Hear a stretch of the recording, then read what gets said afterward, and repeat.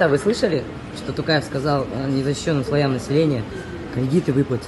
Да, ну это вообще Да, сильное поможет. решение, вообще отлично. А еще он сказал, если русские на казахском будут разговаривать, 1 000 000 тенге будет выплачивать. Представляешь? Немене. Тағы да қайталашы не деді? 1 000 000 тенге будет давать русским, кто на казахском будет разговаривать. Бұл шындық па? Мен таза қазақша сөйлеймін. Мен орысша вообще сөйлемеймін, дым да сөйлемеймін. Мен орыс тілді ұмытып қалдым ғой. Мен орысша сөйлеген де жоқпын, білген де жоқпын осы тілді. Мен осы миллионмен кредит жабамын. Маған осы миллионды берсе, енеме ыдыс жуатын машинды алып, рахаттанып, дым да істемеймін ғой. Мен нағыз қазақпын. Еще сказал, если будет красивая девушка разговаривать на казахском, 500 000 добавит. Мен сұп-сұлу, мен ғажайып қызбын.